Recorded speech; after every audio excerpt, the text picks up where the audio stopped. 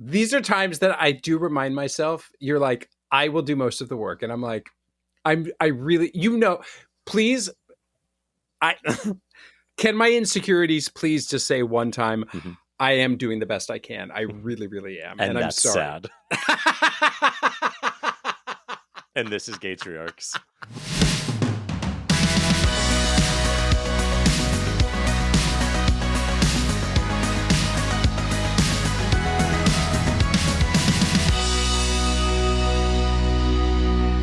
So my son, I think I told you, for Memorial Day at his kindergarten, they had a Memorial Day concert, and he like had a line, and I was so fucking proud, and I was that douchey dad in the front row cheering or whatever. Right. Well, ever since, my son has been very interested and fascinated with patriotism. Oh. He wants to know, oh boy, who's in the army, who is fighting for our country. Really? What American flag? Can we have American flags? Who we are American? Like, he's so into patriotism. That's fascinating. Okay. It's starting to worry me. Because as we know, patriotism, like real, like earnest patriotism in 2025 usually means MAGA. It is. Even though this is your topic, I have so many things to say about it because I am. You usually do. I mean, first of all, this does remind me immediately of a couple of years ago, not wanting to put up an American flag, or rather, feeling self-conscious about putting up an American flag. And my partner was like, "Don't you dare let them take that away from us. We are patriots. We're proud to be here. Just put up a pride flag next to it, and so that your votes are signal like that." Yeah. But it is terrible. Isn't it sad that I'm proud to be an American, where at least I can sing off key. And anyway, okay, please. We talked about this during Pride because I remember we felt the same way, where you're like, I want to fly American flag, but I don't want people to think I'm an idiot asshole, which is what that normally means now. Yeah, but douchey nationalism is not the same as patriotism. Totally. But it is funny from a almost 6-year-old to come and just be like, let's fly our American flag. Talk about the army or whatever. And I'm like, bro, slow down on the patriotism thing. But it's also being coupled with, we are an atheist family. We have talked about God. Loud and proud. Yes.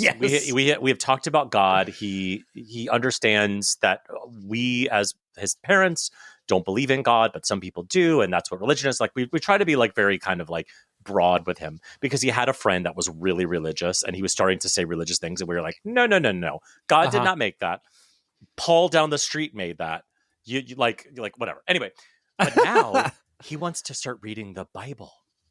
He's like, I want to read the Bible. I said, why? He goes, well, because Jenny in my class does. And that's the only reason, right? I'm not putting anything more on this, but as an adult who knows what that stuff means, I'm like terrified that my beautiful little almost 6-year-old is going to become a MAGA cult leader soon. Anyway, how would you him as they're going to say he's the second coming? What if he's like their Messiah, and then you're like rich and famous? I'm only okay with that as long as it's like some sort of scheme.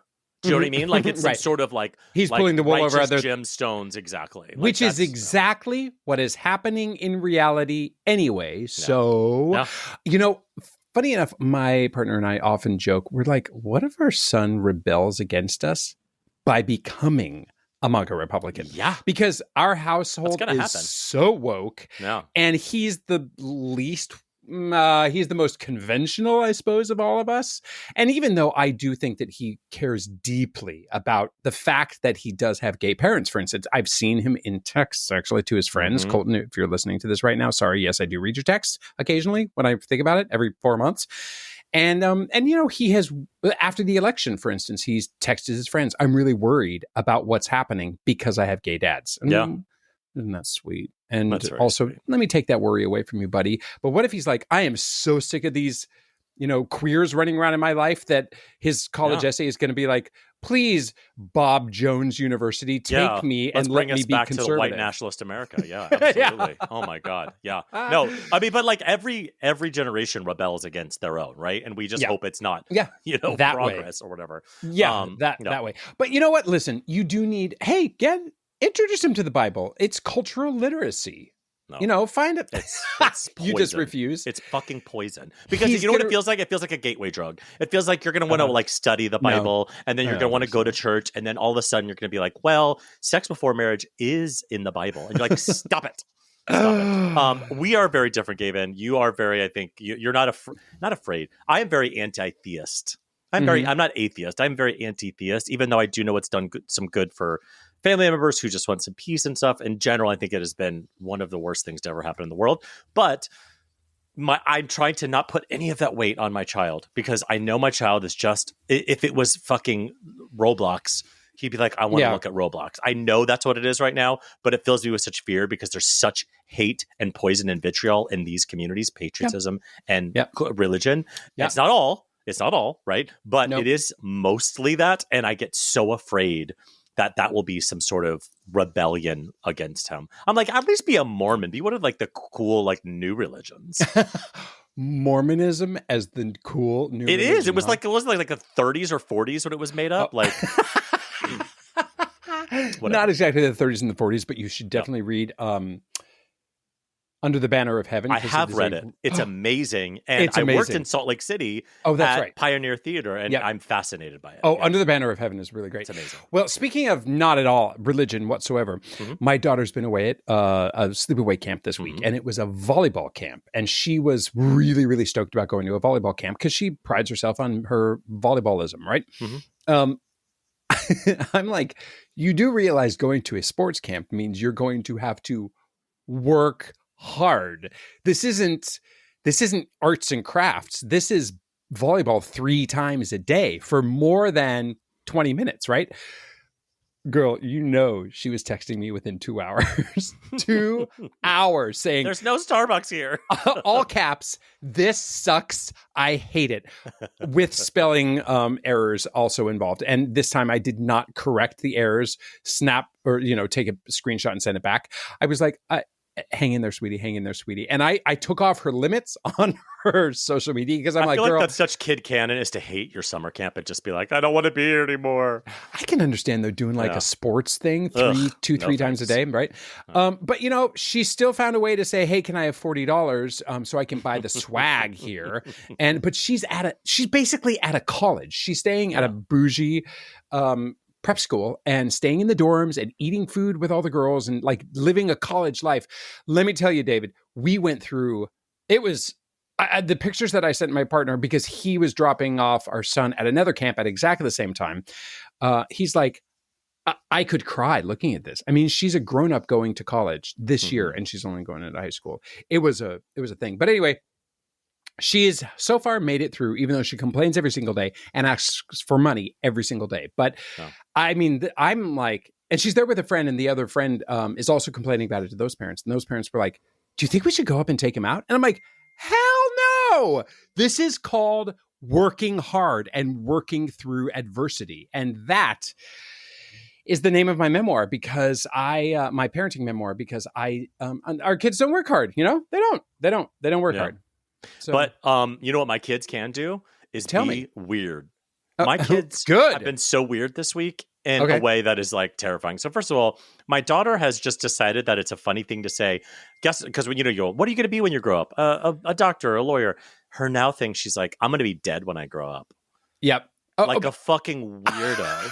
I'm going to be dead when I grow up. And she laughs because we react like, what the fuck? And it's very strange because she'll say it to anybody. And then also my son was helping me in the garage the other day because I told you we're moving and we've been packing and stuff.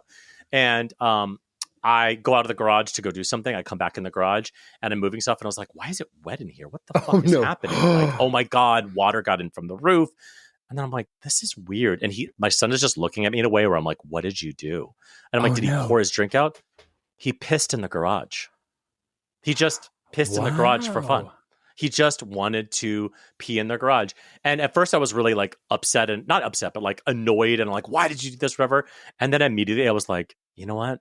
It feels good to pee in the garage, Yeah. I mean, and he just goes, I was curious. I wanted to pee. I said, all right, dude. Okay. You know what? That curiosity is really fascinating. One time, confession time. Here we're introducing a new session or a new element of Gaytriarchs into our own confession time about our weird childhoods. I peed in my basement one time, and I remember being screamed at by my mom. It was seriously traumatizing. And you know what? I was, yikes, 3, 4. But I do remember, being screamed at about it. But I gotta say, but it felt good and you just wanted to do it. I guess. Yeah. It was just it's a boy thing. It was just a curiosity thing, I guess. I don't know. Feeling good. I don't even know what you mean by feeling good, but in the sense of like, I don't know. There was a little part of me that wanted to be naughty, or very little part of you, like a 3 to 4 inch part of you. 3 to 4 inches from the ground. Hey! So yeah, my son pees in the garage, and my daughter's going to be dead when she grows up. So, that does remind me. My son came home from a camp a couple of weeks ago, and he said, "Hey, you know what? I've decided what I want to be when I grow up." Oh, what is that? Well, of course, I want to be a soccer player, and then I want to be paid. I want to be a paid sleeper. I'm like, oh, what's that? He devised this. Because sex work is work, but like I don't think that's what he means.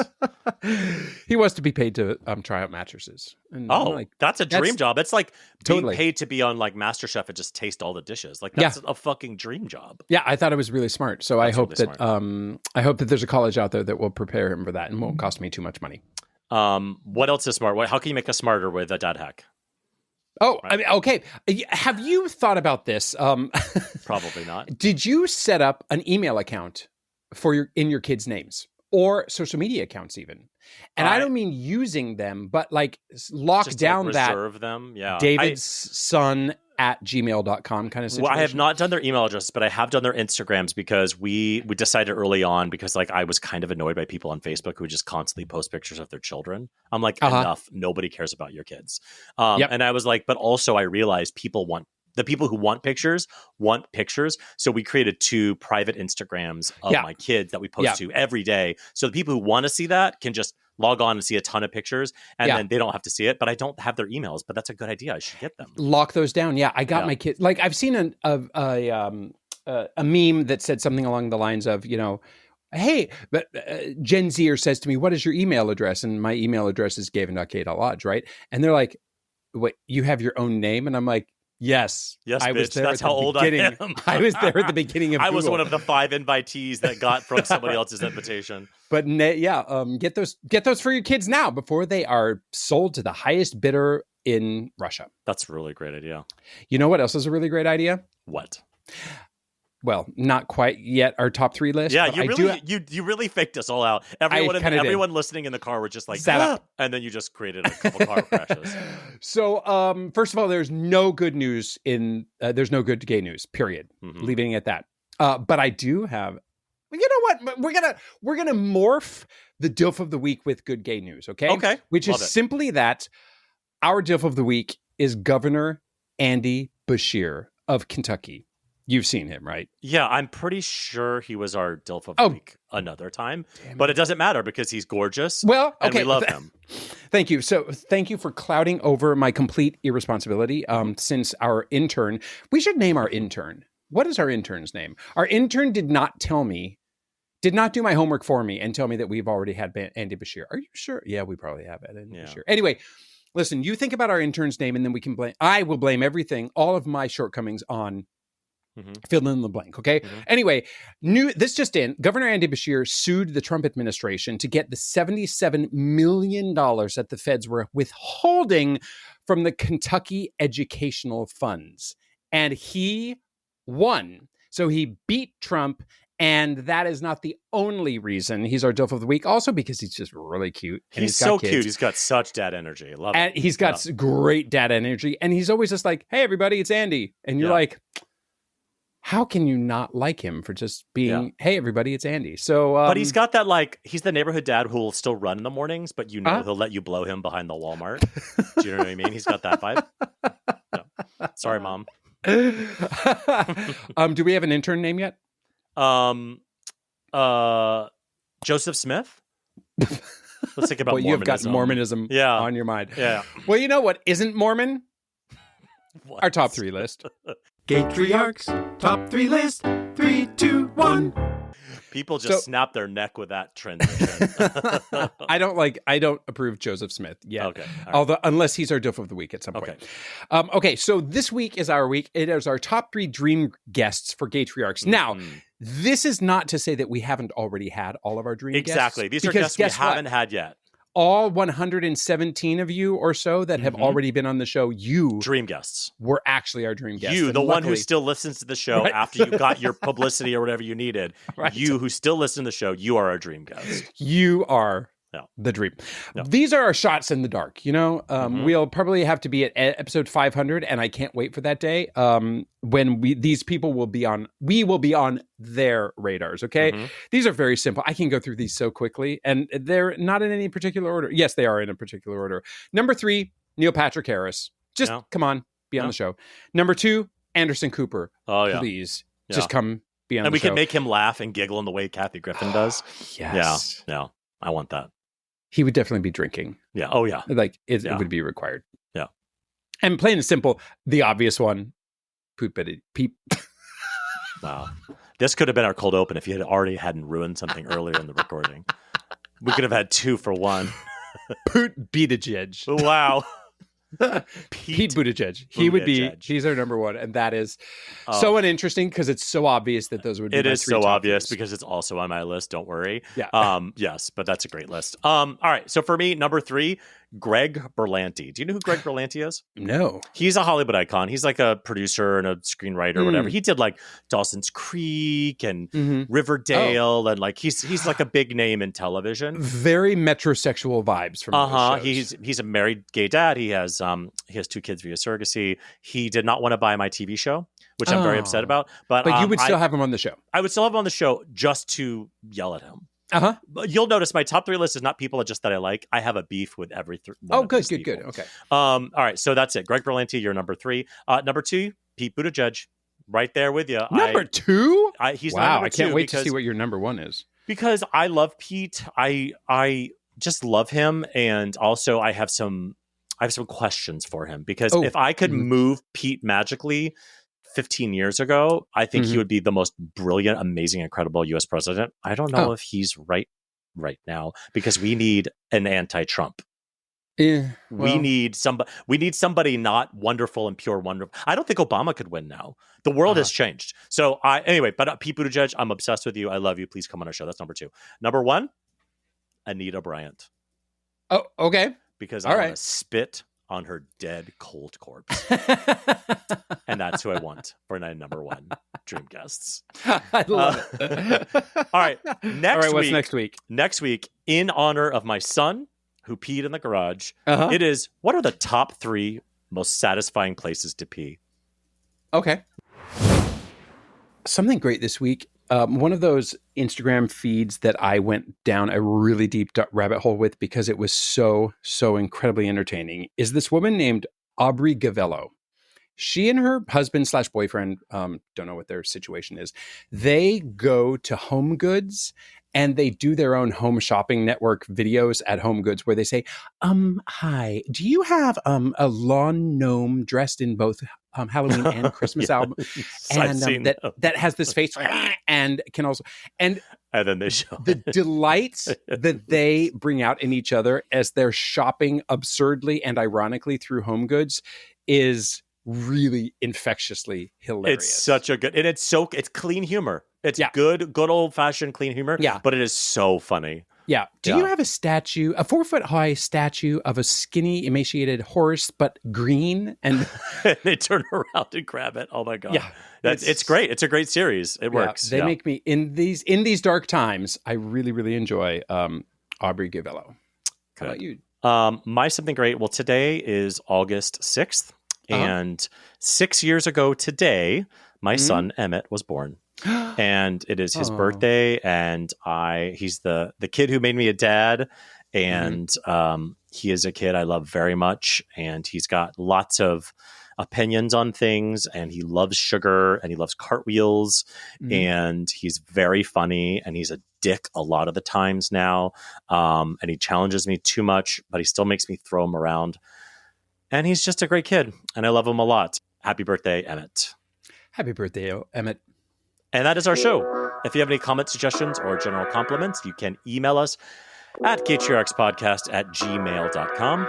Or you can DM us on Instagram. We are at GaytriarchsPodcast. On the internet, David is at David FM Vaughn everywhere, and Gavin is at Gavin Lodge at church. Please leave us a wonderful 5-star review wherever you get your podcasts. Thanks, and we'll entertain you with Anderson Cooper, Pete Buttigieg, Neil Patrick Harris, Greg Berlanti, and Anita Bryant next time on another episode of Gaytriarchs.